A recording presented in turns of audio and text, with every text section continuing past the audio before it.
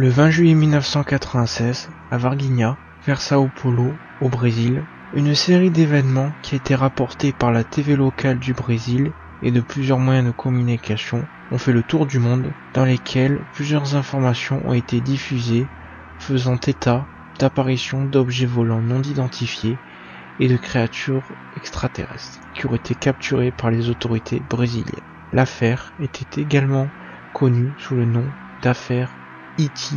de Varginha. Yo bande de démons mafiosos et de gangsters paranormaux, et aujourd'hui on se retrouve pour une nouvelle vidéo qui est aujourd'hui consacrée à l'affaire Varginha.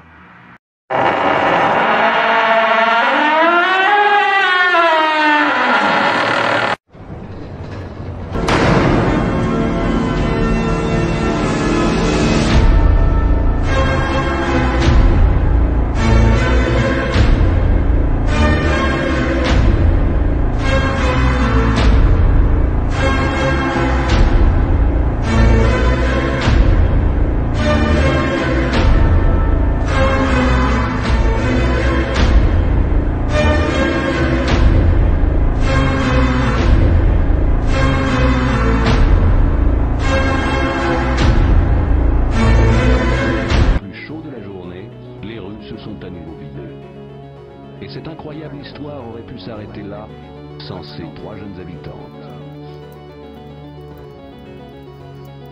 Cet après-midi-là, vers 4 heures, Katia, Liliane et Valkyria prenaient un raccourci pour rentrer chez elles et apercevaient une créature semblable à celle capturée par les militaires le matin même. Elle était recroquevillée contre un mur. Il était environ 4 heures et on rentrait de l'école. On a pris un raccourci à travers Jardim Andere pour aller à Santana où on habite. On a vu une créature bizarre. Mais d'abord, elle ne nous a pas remarqué. Et puis, Katia a hurlé. Alors, elle nous a vus.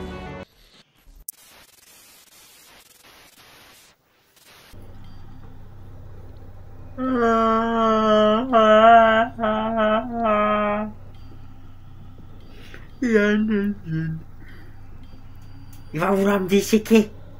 Ah. Au secours. Au secours.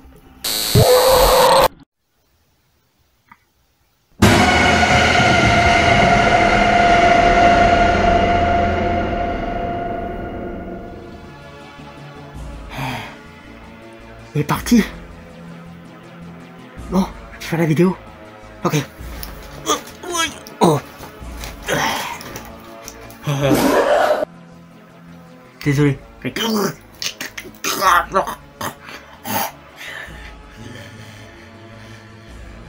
Voilà.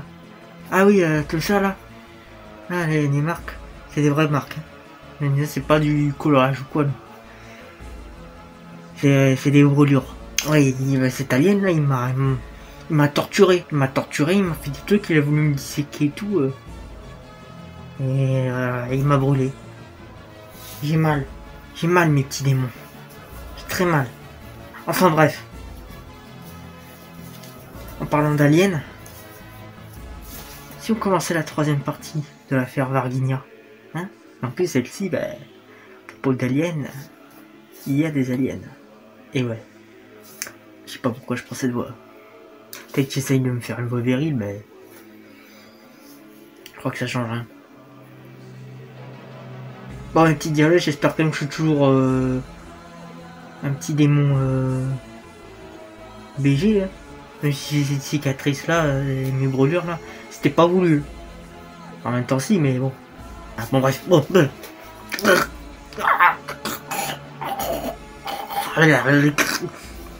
Ouais. Ça. Reprenons. On y va. Et attends, pas bien tout là, la lumière. Oh, un idiot. On éteint.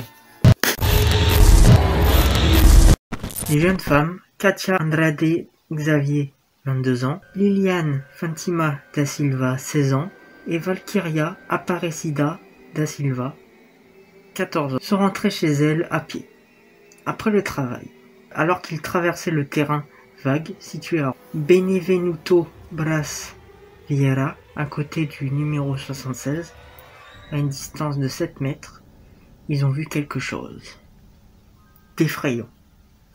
Un être d'environ 1,60 m. À la peau fine, brun foncé, brillante, comme enduite d'une sorte de crème, avec plusieurs veines visibles, avec 2 jambes avec d'énormes pieds, avec 2 doigts chacune, 2 bras avec des mains contenant 3 doigts chacune, plus longues que d'un bras humain, avec une tête énorme et avec 3 protubérances osseuses, 2 sur le côté et une au centre de la tête. Sans cheveux apparents, avec de grands yeux sans pupilles, rouge sang et bombés comme des yeux de grenouille. L'étrange créature était accroupie près du mur d'un atelier, au milieu de quelques buissons.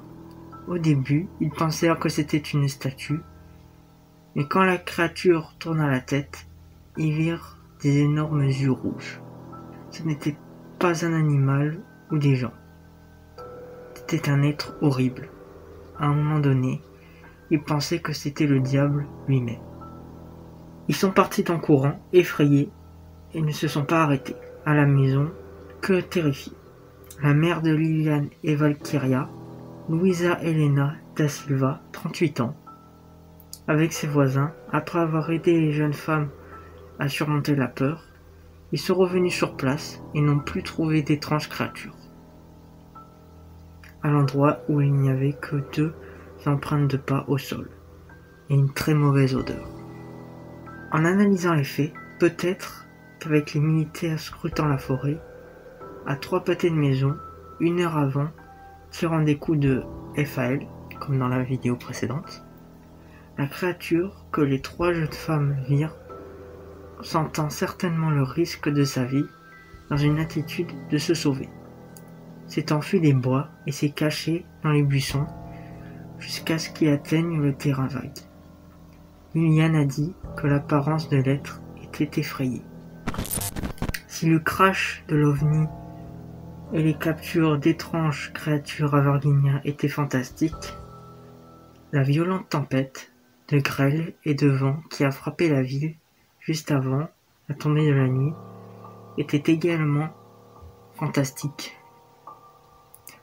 Au cours des 25 dernières années, Varginha n'a pas connu une tempête similaire. Fenêtres brisées, toits brisés, vitres fissurées, auvents perforés, arbres déracinés, et tout, murs qui sont tombés, etc.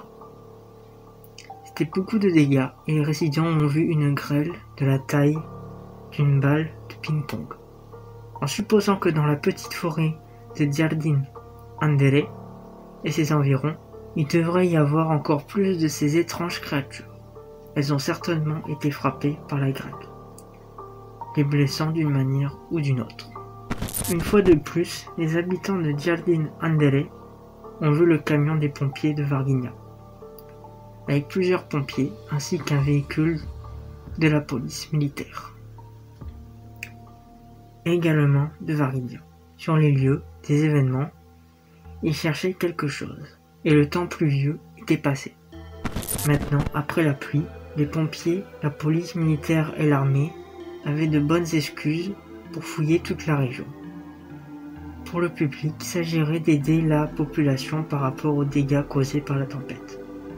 En fait, les militaires étaient conscients qu'il n'y avait plus d'êtres dans la région. Au moins un. Celui que Katia, Liane et Valkyria avaient vu vers 15h30. Et il y a eu une autre capture, la 4e maintenant, par la police militaire. Cet être capturé peut être ou non le même que celui vu par les 3 jeunes femmes. Comme lors de la capture du matin par les pompiers, cette étrange créature n'a pas non plus résisté davantage à la capture. Elle était apparemment abasourdie, ou malade, ou encore blessée. Cette capture a été réalisée par le soldat Marco Eli Gierese, un P2, donc du service de renseignement de la police militaire avec un collègue, car les P2, donc la police militaire, travaillent toujours en binôme et utilisaient certainement la voiture premium blanche sans l'identification de police militaire. La police militaire a d'abord emmené cette créature dans un poste de santé de la ville, où elle a été refusée. Par conséquent, elle a également été emmenée à l'hôpital régional. Certes, là commencèrent les premières études et examens. Médecins, infirmiers et militaires ont dû être plus étonnés qu'effrayés. Ils avaient d'étranges créatures entre leurs mains, contrairement à ce qu'ils avaient jamais vu. Le service de renseignement de l'armée, connu sous le nom de S2, a commencé les premiers enregistrements photographiques et vidéographiques de cette mission. Cette mission de la police militaire, semble-t-il, était commandée par le capitaine Sigueria. Dimanche, à l'aube, les militaires ont décidé de transférer les étranges créatures de l'hôpital régional à l'hôpital Humanitas. Nous ne savons pas pourquoi ce transfert a eu lieu, et le régional est situé plus près du centre de Varginha, tandis que l'Humanitas est plus proche de la périphérie. Beaucoup de gens ont vu le mouvement étrange de l'armée, les pompiers et de la police militaire dans les deux hôpitaux. La raison du transfert était probablement parce que l'Humanitas est un hôpital mieux équipé et parce qu'il est loin du centre-ville et moins de gens verraient tout ce mouvement militaire. Ce jour-là, les résidents locaux ont observé des voitures arriver à Humanitas avec des plaques d'immatriculation de Belo Horizonte avec du personnel militaire ainsi que des médecins de l'USP, donc de l'Université de Sao Paulo et de l'Unicamp. Nous ne savons toujours pas quel type de traitement l'être ou les êtres ont eu ou ont eu, puisque nous ne savons pas si l'être qui a pris les 3 injections de FAL dans les balles qu'il a reçues a également été amené à cet hôpital. Tout indique que oui. Les examens, les radiographies, les photos, les films et des milliers d'autres détails étaient réservés aux médecins et aux militaires. L'être qui était entré dans l'Humanitas a fini par mourir à l'intérieur. On ne sait pas s'il est mort de mort naturelle, s'il a été grièvement blessé, s'il était malade, ou ce qui serait regrettable, aurait été tué. L'USA, avec l'aide de 3 camions Mercedes-Benz type 1418, dont la carrosserie est recouverte d'une capote en toile et de plusieurs véhicules non identifiés, certainement du service de renseignement, démarre l'action pour retirer les êtres de l'hôpital Humanitas. Donc une série de manœuvres de diversion à l'intérieur de la ville à l'aide de radios portables pour la communication et de téléphones portables, un à la fois. Les camions reculèrent contre la porte latérale des Humanitas. Il y avait plus d'une quinzaine de personnes dans cet endroit, dont des médecins, des infirmiers et des soldats de l'armée, des pompiers et de la police militaire. Une boîte spéciale renforcée, sorte de cercueil pour le défunt, au sommet de 2 tréteaux, recevait le corps de l'être mort. Le couvercle qui était plus large en haut était placé sur la boîte et était bien scellé. Ensuite, tout a été enroulé avec du plastique noir et a été installé sur le camion, correctement attaché.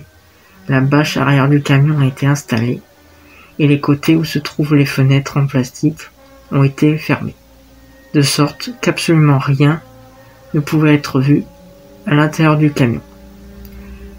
Les 3 camions sont rentrés à l'ESA avant la tombée de la nuit et un régime spécial a été mis en place pour l'arrivée des camions à l'ESA. L'un d'eux a fini par s'engager dans une rue de l'autre côté devant la grille latérale de la caserne. Un dispositif de sécurité spécial a été mis en place pour, je cite, prendre soin des camions. Lorsque ces camions sont arrivés à l'ESA, dans le quartier de Campestre, ils ont été vus par le docteur Marcos a Cavallo Mina, 27 ans. vétérinaire au zoo de Varginha. Eduardo Bertoldo Pracedes, 26 ans, gardien de l'entreprise Parmalat, située au bord de la route qui relie Varginha à Tres Collacos, a déclaré avoir vu pendant plusieurs jours plusieurs camions et voitures militaires aller et venir le long de la route, toujours à grande vitesse. Praxedes dit qu'il a vu les camions de l'armée non seulement les 20, 21 et 22 janvier 1987, mais toute la semaine avant les captures. Cela renforce l'hypothèse que le crash de l'étrange OVNI raconté par Carlos de Sousa s'est produit le 13 et non le 20. Un train spécial quitte l'USA à destination de Campinas. Une camionnette devant, les 3 camions d'affilée, et derrière plusieurs autres voitures banalisées. 5 heures de voyage. Vers 9 heures du matin, ils arrivèrent à l'école préparatoire des cadets de l'armée à Campinas. Plus tard, les êtres ont été amenés à l'Unicamp et remis au coroner susmentionné, le docteur Fortunado Badan Palares, qui avec le docteur Conradin Metz ou Merv ou Nesvé et une équipe spéciale de civils et de militaires a commencé les autopsies et les études des extraterrestres. Les employés du laboratoire où travaille le docteur Badan ont trouvé d'étranges cas l'arrivée des êtres. Tout le monde a été invité à partir, un fait qui ne s'était jamais produit auparavant.